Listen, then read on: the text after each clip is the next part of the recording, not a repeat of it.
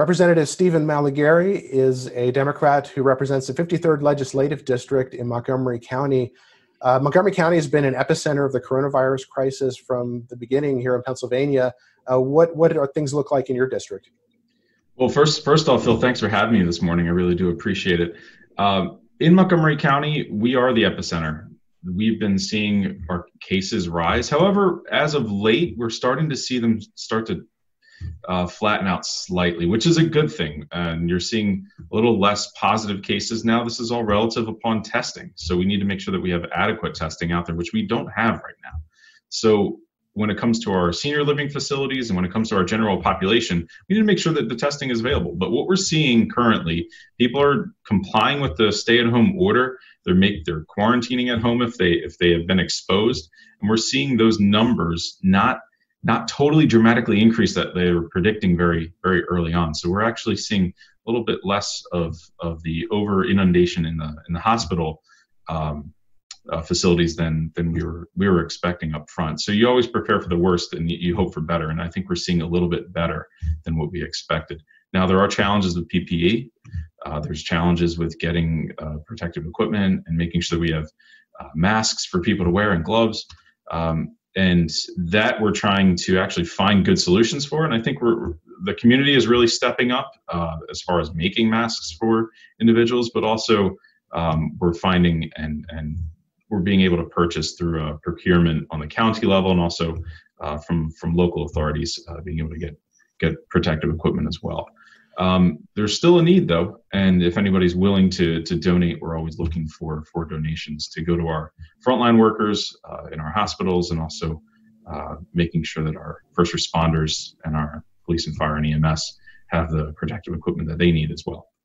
As far as what we're seeing though, we're seeing a lot of residents right now. They're frustrated with the unemployment system. It's an unacceptable situation that we're in. We need to make sure that when we come out of this, we know how to correct the issues that are currently within the unemployment compensation system, and also understand if we need to make improvements, what are they going to look like? How is it going to be? How can we update the system currently? So we're seeing a lot of unemployment questions. We're seeing a lot of issues, federal issues as well, with the pandemic unemployment assistance, the PUA as referred to. That's a lot for contractors, independent contractors, 1099 individuals, and sole proprietors. So that implementation, while federal money, is being administered by the state as well. And we're each and every day, and almost by the hour, we're getting updates on what it is that needs to change and what it is that is being corrected or fixed, or how is the process being made a little bit more smoothly. So that's really what we're seeing. The community is really coming together though. We're seeing individuals get food to individuals that need it, volunteers especially, all through social distancing. We're seeing people really police themselves too, which I think is promising for when we do start to open up and we're able to learn these behaviors and hold each other accountable to it as well. Now, there's a lot of discussion about when we're going to open up and what conditions will be needed to make that decision going forward. What types of things are you looking at in terms of criteria for opening up again? Well, I mean, one of the things that the governor has mentioned, and also Dr. Levine, and even in Montgomery County, the commissioners have mentioned this, and through the Department of Health. They want to make sure that the case counts are low enough so that way there isn't so much community spread occurring. Now, there's questions of whether or not we include individuals in nursing homes in the count, or if we only include those in the community, or how is that number looking? And there's more questions that need to be answered on that. But as far as what I'm concerned, I think we're close, at least in the Southeast, we're kind of close to hopefully getting to an area to where we can start to see the light at the end of the tunnel of we can now go to that yellow phase, as the governor has put it. And he has these 3 phases of red, yellow, and green. And yellow is where you would start to open up slightly with some businesses and have still social distancing intact. You're not having those large gatherings still, but you're able to open up slightly. And really, you're trying to see what the impact is going to be as far as COVID cases after that. So it isn't just a full-blown, we're open and this is it. This is, we have to slowly see this, see what happens. And I think a lot of eyes are on other states right now that have been opening up recently. And we want to see what happens in those states too, and make sure that we're on the right track. as well. So that's where we're going to be. Now, you mentioned the need for testing. Is there anything that the state legislature can do to improve or increase the amount of testing? I think the legislature could take some steps in procurement as well, and putting money toward procurement of testing. I know that there's been talks about that and through appropriations, and I hope to see that come through with the appropriations committee as well. Now, you're sponsoring a bill that would address safety issues for food chain employees. What would that bill do? So we've seen since the start of this, there's a lot of asymptomatic individuals that are out there that may not know that they have COVID-19 and unfortunately may have passed it on to somebody else. Well, in our food safety and food safety protocols, there was really no protections in place for workers working in facilities such as meat packing, meat processing facilities. These are part of our food chain. It's part of our industry that is big to my district.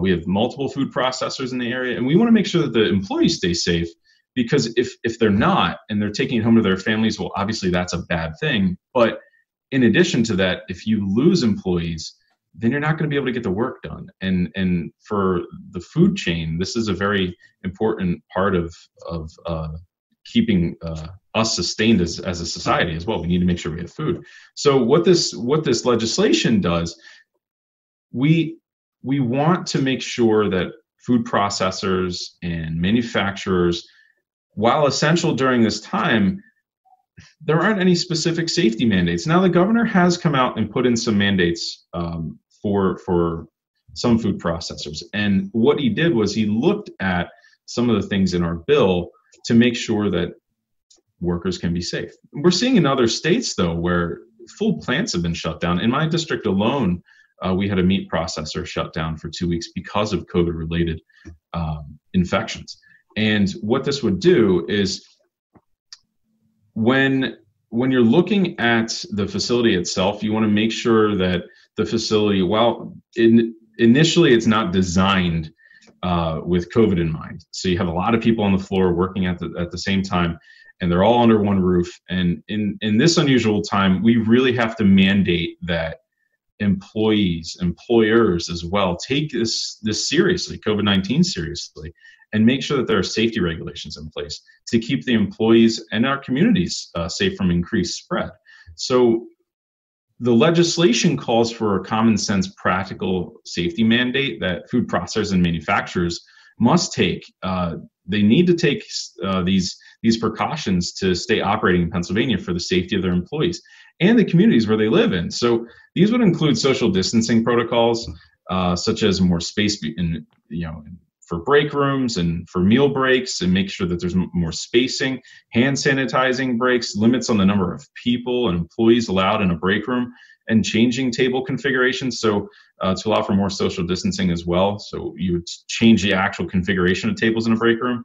You stagger start times for employees, so that way you reduce the amount of workers in the plant at one time, and you eliminate electronic time and attendance devices, because it's a common place that people would go punch in, punch out, and you would also have smaller training and meetings, and really more self-screening and limits on third-party vendors too, because you'll have third-party vendors that show up to the processing facility and they're coming in from off-site. You want to make sure that if they are showing up there, you're going to either limit them or make sure you screen them.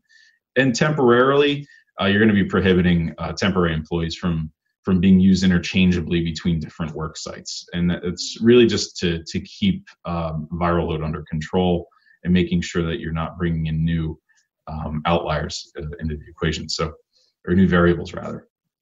You want to make sure you have strong sanitation and cleaning processes, PPE for all the employees, paid leave for employees who are impacted by COVID-19, strong employer protocols on dealing with an employee who contracts COVID-19 as well, in order to reduce spread among the workforce. So really, without these mandates, we're really further increasing the spread of COVID-19 in the food process and manufacturing sector. And right now, plants across Pennsylvania, they're closing because of COVID-19. And when it moves too quickly through the facility, before the policies are put in place. So we're trying to get ahead of that, and we want to make sure that these policies are in place. And it's not just really to be used just for this. I mean, this is for any other outbreak that might occur as well. And these are steps that can be taken. What kind of a response are you getting from your colleagues? I mean, so far it's been pretty positive. I mean, we have a good amount of co-sponsors on the bill, both Democrats and Republicans. I mean, I think we all realize that the food chain is very important for all of us. And we want to make sure that not only does it affect maybe that particular processing facility, but also upstream in the process. You want to make sure that the farmers are being able to still sell in their product to a processing facility. And then on top of it, you know, everybody who works for the farming outfit too, they're taking this just as seriously as well. Have you heard anything from industry about the bill? So far, what we've seen is from the companies that have actually had to shutter, one of the largest ones under this, they've actually come on board. And the one that was in my district that had to shut down briefly came on board with the employees and the union that they're a part of, and they work together to come up with mitigation tactics and safety precautions and protocols based upon what was in the bill, and then also what the union was asking for too, in order to come to that agreement and say, you know what, this is good for our employees, this is good for our business. We want to make sure that we can continue to operate.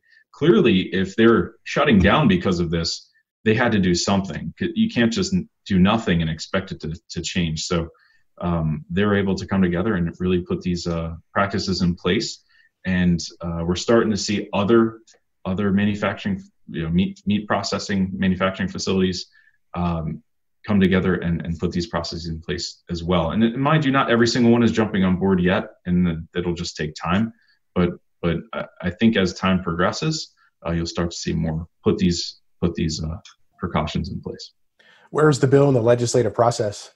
Right now, we put the memo out there. We are getting a lot of co-sponsors, and we'll be introducing it very shortly to be considered in committee. Representative Stephen Malagari, he represents the 53rd Legislative District in Montgomery County. Thank you for speaking with me. Thank you. Appreciate it. Hey parents, still trying to get the hang of your child learning from home? Let us help. Civics 101, the video game, is a fun way to keep your child engaged and interested in learning about PA government. The more they learn about voting and our 3 branches of government, the further they advance through quizzes, fun reviews, and more. Start the learning today at pcntv.com. PCN, Pennsylvania Politics and Policy. Dr. Gordon Hall is a system psychologist for the Mifflin County School District. Thank you for joining me. Oh, happy to be here. Thanks, Mr. Bagman. Can you talk a little bit about how your mental health team within the school district is organized? Sure. So I work for the Mifflin County School District, and I'm in a role that we have titled System Psychologist. That's really a label that I gave myself. I guess I would say about a year and a half ago, the Pennsylvania legislature passed, in response to school shootings throughout the U.S., passed, I think it was called Act 44.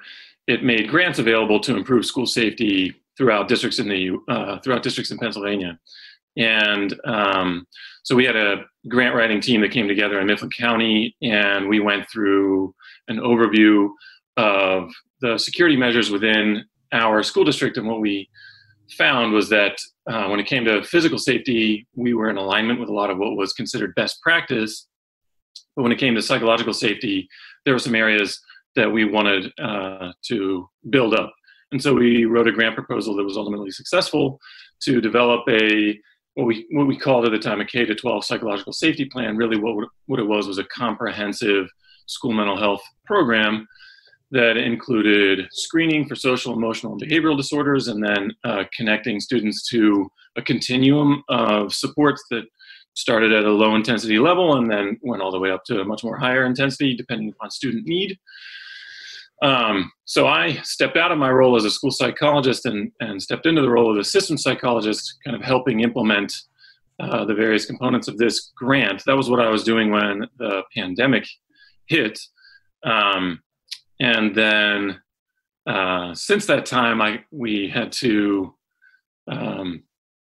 adapt what we were doing to the really kind of fast-moving nature of the circumstances related to the pandemic. And now I am helping to facilitate meetings between our school psychologists, our school counselors, our school social workers, and our school-based therapists. And they really kind of hold different roles within the school, and each one really has had to shift what they were doing, and that also changes depending upon whether you were elementary focused, whether you were middle focused, or you were high school focused. So just getting together and talking through common problems and thinking through how we can meet the mental health needs of students now and how we can plan for the return of students to schools in the future is what we're going through at the moment.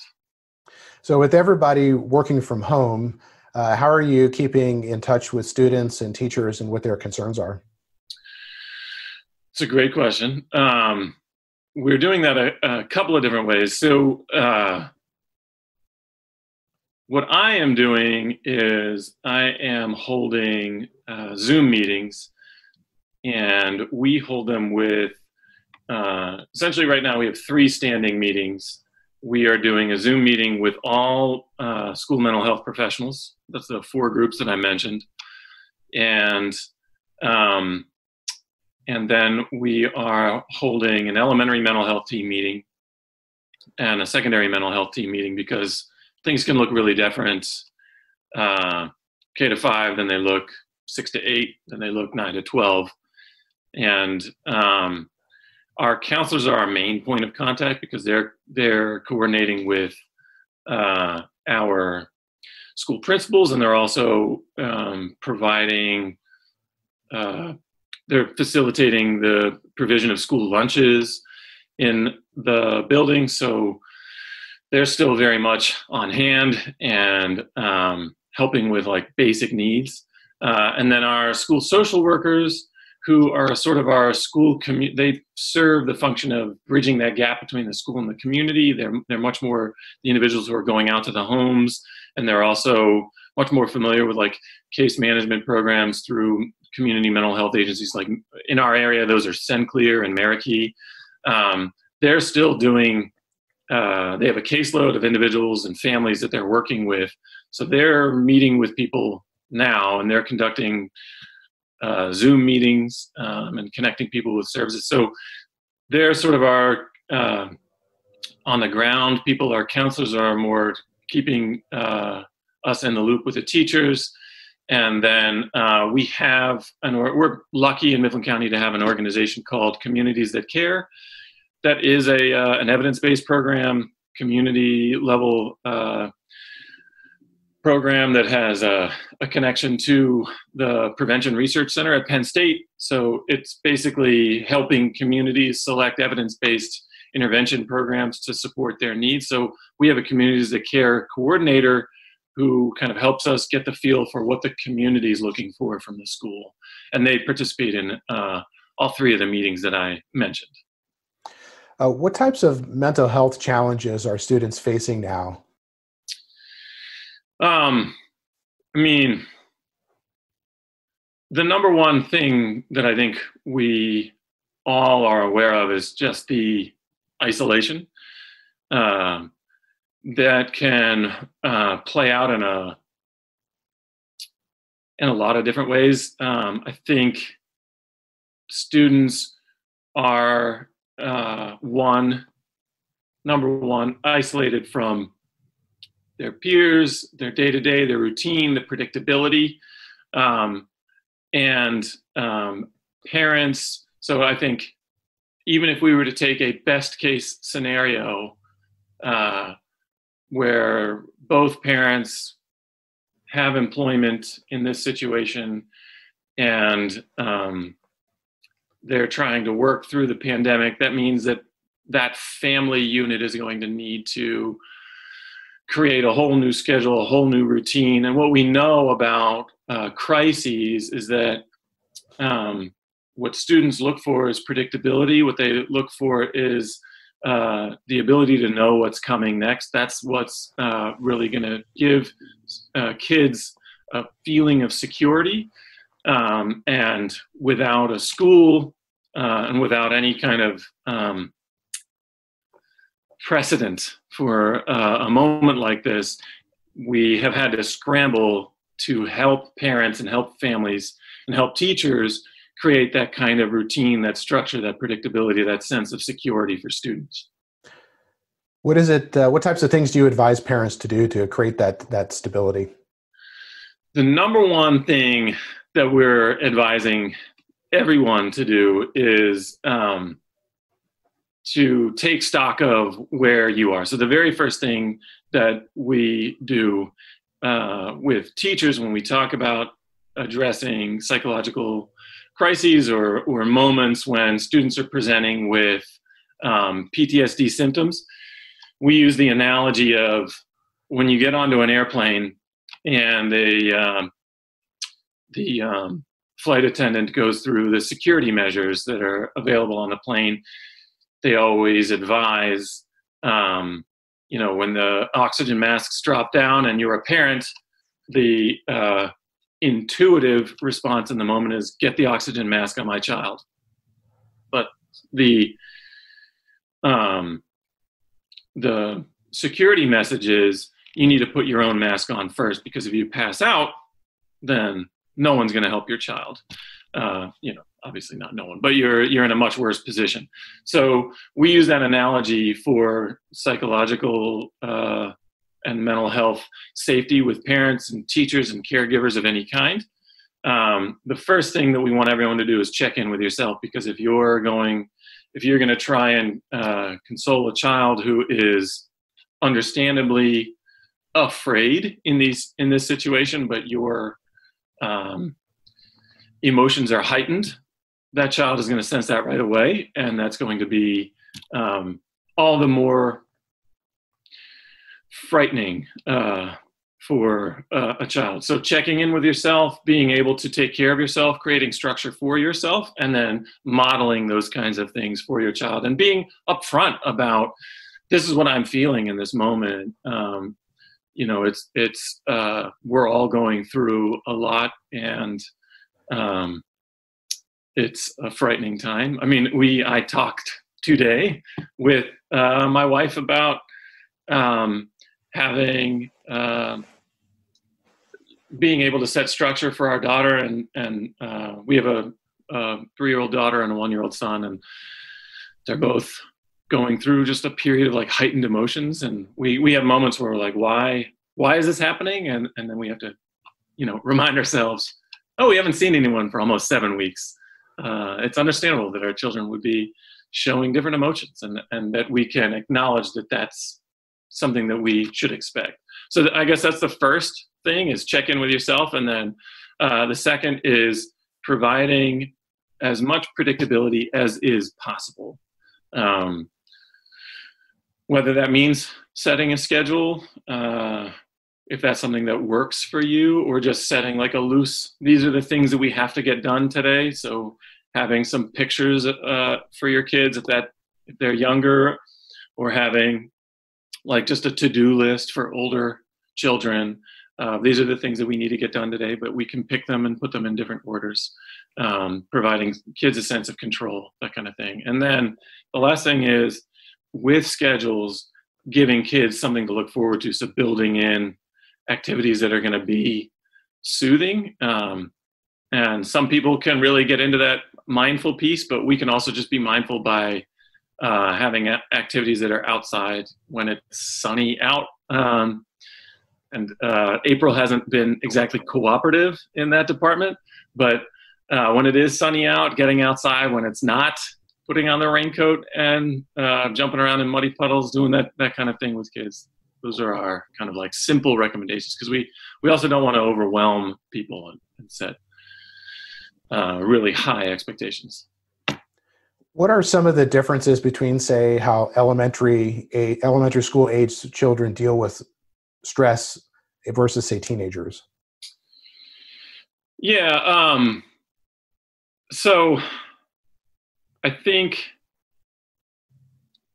there's like the very clear, we always talk about when we're looking for signs of kids having difficulties in elementary school, you don't expect a first grader to walk into the counselor's office and be like, today I'm feeling some depressive symptoms with some, a little bit of anxiety in there, right? Like kids aren't going to have that language per se. So what we teach teachers to look for are things like having an upset stomach when they're not actually sick, describing having that feeling of maybe something stuck at the back of their throat or getting headaches. Elementary school age kids you might see like an uptick in their description of nightmares, or they might withdraw from, activities that they normally found really engaging. Other things, so like if you have like preschool age kids, you might notice that they might revert to like younger behaviors. You might see like an uptick in thumb sucking or bedwetting. They might not want to eat, and a withdrawal from caregivers. You might see that as well. And whereas in adolescence, you might see more like sleeping and eating disturbances, engaging in more like verbal conflicts with their parents, and having difficulty concentrating. I think in general, that ability to concentrate is going to be really hard with the change in routine and the change in cues, and maybe not even having a place within the house to do quote unquote schoolwork or the assignments that they're getting from their district. What types of resources are available for parents or students if they feel like they need some help? So honestly, you can get overwhelmed with the amount of resources that are putting out. The ones that I would recommend is the National Association of School Psychologists has a COVID-19 resource center, and that actually has a whole set of resources kind of divided by, there's a set of resources for teachers, there's a set of resources for parents, there's a set of resources for upper elementary age students. So you can kind of get on and explore a lot of those pieces, and they touch on everything that I've kind of said here: how to set up a routine, how to set up a schedule, how to set up a workspace, how to practice some mindfulness activities, what parents can do to take care of themselves, how even scripts for how parents can talk to their preschooler, their elementary school age student, their adolescent on the grieving process that is going to be a natural part of coming to terms with what we're going through. Well, Gordon Hall is a systems psychologist with the Mifflin County School District. Thank you for joining me. Thank you so much. It was a pleasure. PCN's dedicated to showcasing the state's best athletes, coaches, and teams competing on the Commonwealth's biggest stage. We're digging into our 20-year archive so you can relive some of the greatest moments and matchups in high school sports history. Watch the best of PCN sports every Saturday at 7 p.m. From the pregame show to the final whistle, you get the whole game, the best of PCN sports. Get more at PCNTV.com. PCN, Pennsylvania Sports. Spending some time with heavyweight professional boxer Travis Kauffman. He's a native of and still lives in Reading, Pennsylvania. And overall, he's got a career record now of 32 wins, 3 losses, 32-3 overall. 23 of those 32 victories are by way of knockouts. And Travis, not too long ago, you were training for a fight that was scheduled to happen in April. Your professional sports and everything else was shut down by the end of March. And all of a sudden, as you were training for that fight, something else came along the way that you weren't prepared for. Fill us in a little bit about what happened at the end of March. We were training for the fight. We heard about all this, the coronavirus stuff going on, that they're shutting everything down. And, of course, I was one of those guys, it's not that serious. Why are they making such a big deal about it? Like, it's just the flu. Mm-hmm. And And so they shut all those sports down. Next thing you know, I'm training. I go to the gym one day. It was like a Tuesday. And the next thing you know, by Saturday, I'm feeling like crap. And I had my son. I'm a single father. I have a total of 4 boys, but I have full custody of my older 3. So I was watching them. And then my baby, I have a baby, 11-month-old son. He came over. And that was on a Friday. And I'm watching them. And then Saturday morning, I'm starting to feel like I got hit by a train. Like, it was the worst feeling I've ever felt in my life. I've had body aches before from, of course, training. I've had body aches from being sick. I don't get sick much, but I've had those body aches, and but nothing like this. And I was like, "What the hell is going on?" Because all of a sudden, excuse my language, all of a sudden I'm feeling great, and then all of a sudden I got hit by this truck, and I'm like, "What the heck's going on?" Like, my body just feels like it's shutting down. So I called my son's mother, and I'm telling her, like, "Yo, I think I want to bring the baby up." And I was actually afraid to tell her because she probably was thinking, "Oh, you just don't want to watch your son," and yada yada. And I was like, "No, I really want to bring my baby up. I don't feel good." And just so I didn't argue with her, I was like, "Listen, I'll stay up there and watch the baby. I don't feel good. I don't feel good being by myself. Like, just so you feel secure, that I'm not just dropping the baby off." So I stayed up there, and I checked my fever. And that night, my fever was 101. So I was like, "Oh, let me take some medicine." My throat was a little scratchy, not bad. And then the next morning I woke up and my temperature was 102.7 and my body aches were still so bad. I had body aches. I had, sorry for the visuals, but diarrhea. And then this bad fever. And when I woke up the next morning, my fever was 102.7. I said, "Screw this. Let me make a couple phone calls." I called a friend of mine who's a doctor, and he gave me a script to get checked. And I went and got checked, and that was on a Sunday. Thursday, I got the results back. Thursday, found out I was positive for COVID-19. Now, through this whole process, while waiting for the results, I had a feeling I was positive because I'd never felt this type of sickness. Like, I barely ever get sick, but this sickness was just different. It was like a roller coaster. There was, like, the first 2 days was probably the worst as far as the fever and the body aches. That went away. But the headache, I had a headache that just would not go away no matter what I did, no matter what I took. And it was very, my eyes hurt, my head was hurting. And I was like, what the heck's going on? So for me, now everybody's case is different because I tested positive. My father tested positive. My little baby tested positive, my 11-month-old son. And his mother tested positive. So everyone's symptoms are different. Now, I had very minor symptoms, thank God, but it was bad. I mean, it was bad. I didn't have the bad cough, so I was able to breathe for the most part. But I had a real bad, like, it felt like a sinus infection. Really, really bad sinus infection. That's what it felt like.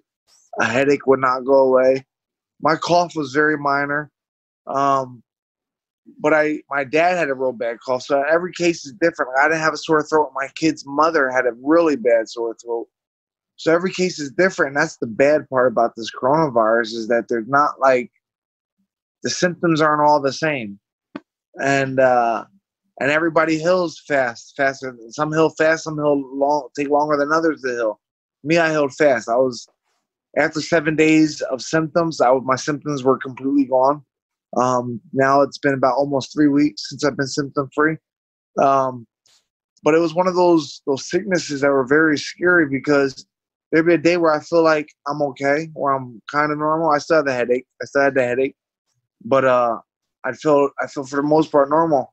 And then all of a sudden the next day I wake up, my chest hurts real bad, and I'm in so much like I had a cough. It wasn't real bad, but I had this cough that would come out of nowhere.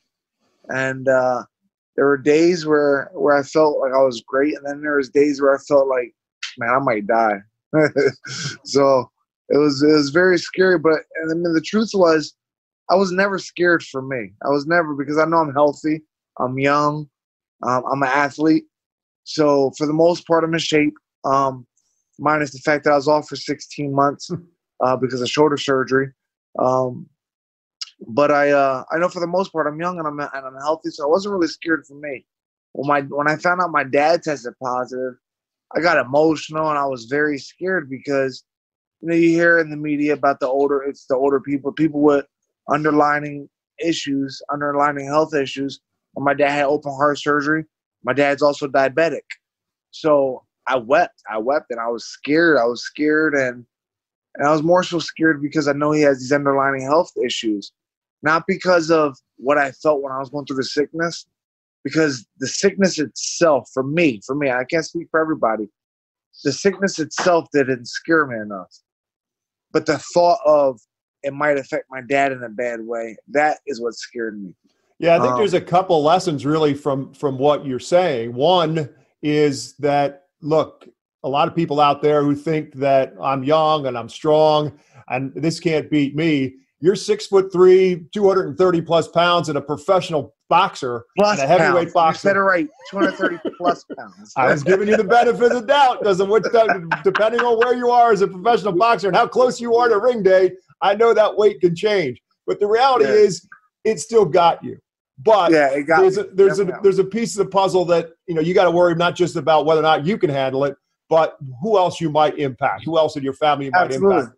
And the other second part of the story is that there are people like you who are recovering from it. And that's kind of the piece of the puzzle that's been lost because the media really has focused a lot on how many ventilators there are and what the death toll is on a regular basis. But there are a lot of people out there like you who have recovered from it. They've gone through their quarantine period and they're looking to get back into life as they knew it before.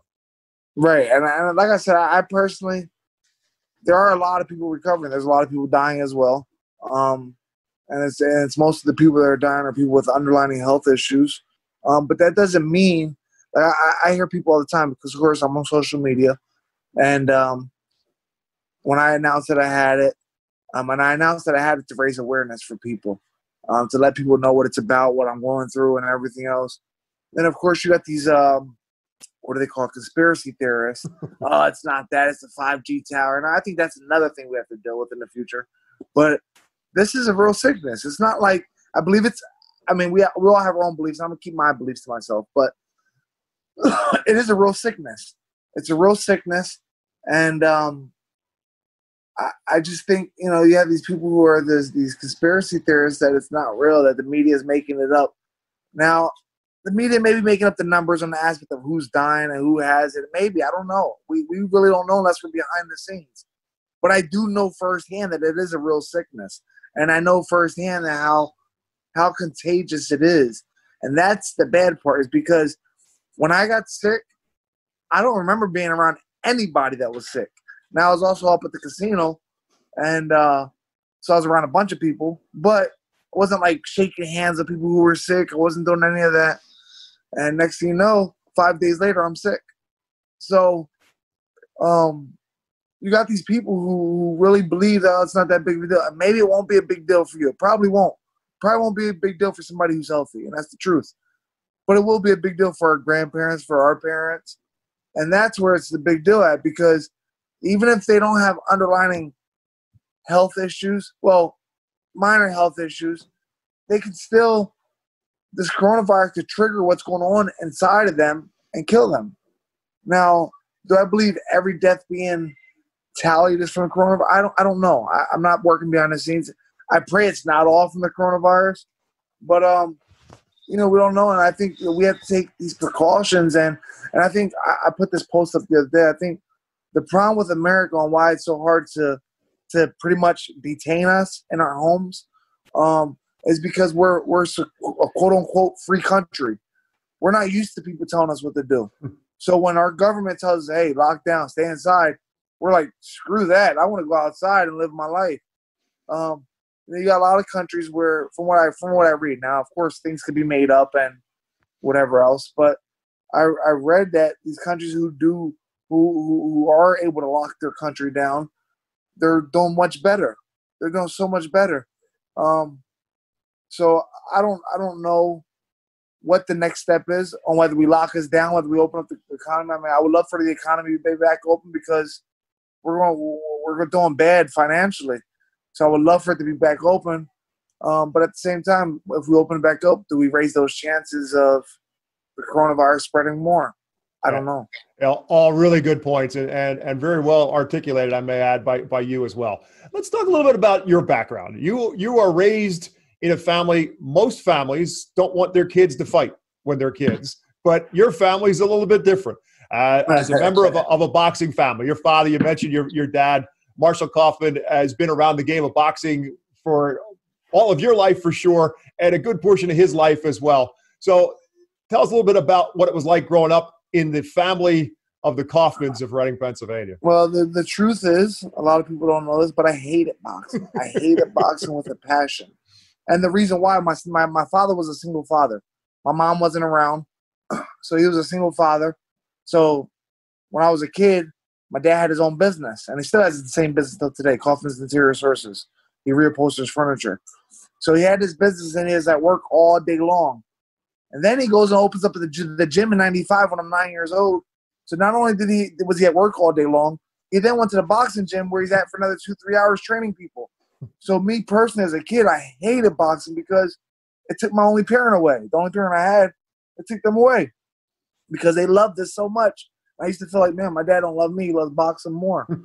And I hated boxing with a passion. Now, I can't sit here and say today that I have a deep, deep love for it, like a huge – I love fighting. I've always loved fighting. Since a kid, I love fighting. Street fight, boxing, ring at them, I just love fighting. Like, to me, it's always like a warrior mentality, a challenge. Like, I could beat this guy. If he messes with me, I could beat him up, you know? So I've always had that mentality. But boxing was something I never loved until later on in life.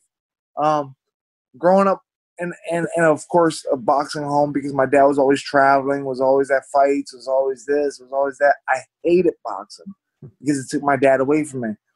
But as a teenager, I started to get in some trouble because I wanted my dad's attention. Started stealing bikes, started smoking cigarettes, started doing other things.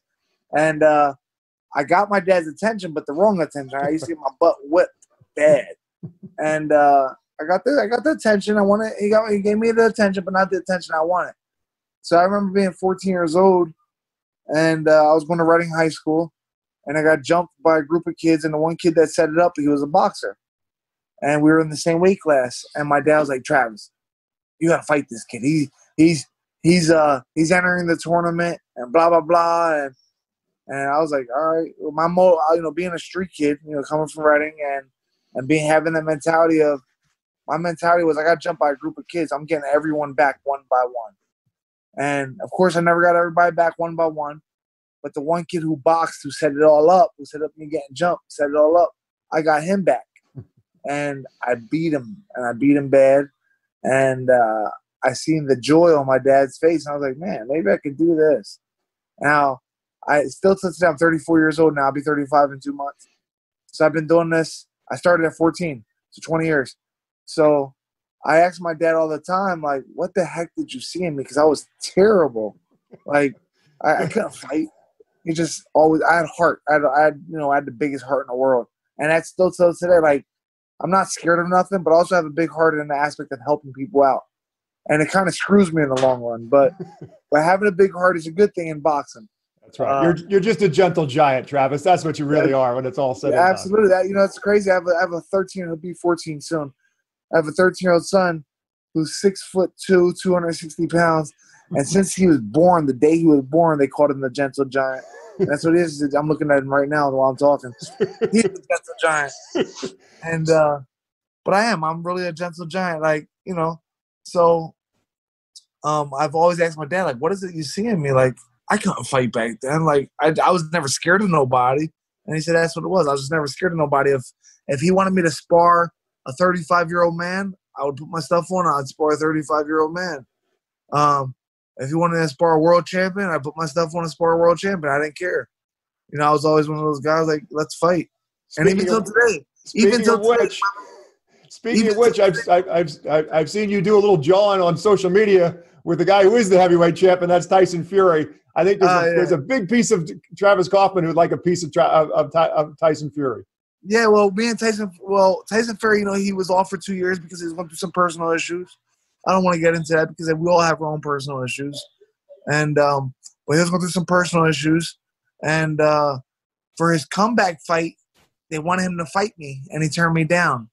He said, "No, that's too tough of a test." Now, good for him. I mean, now he's the heavyweight champ of the world. Had he taken a different route, it may have been different. It may have not been. I don't know. But I would have loved to experience sharing the ring with such a great fighter, because Tyson Fury is really a great fighter. Well, Travis, I'm glad you're healthy. Glad your family's recovered from all of this. I know you're chomping at the bit to get back in the ring. Let's hope boxing is back soon, and let's hope you're back in the mix of all of it very quickly. I hope so. I hope so. I've been off for 16, 17 months. So it's about time I get back in that ring. Thanks very much. Travis Kauffman, professional heavyweight boxer, joining us today. I appreciate it.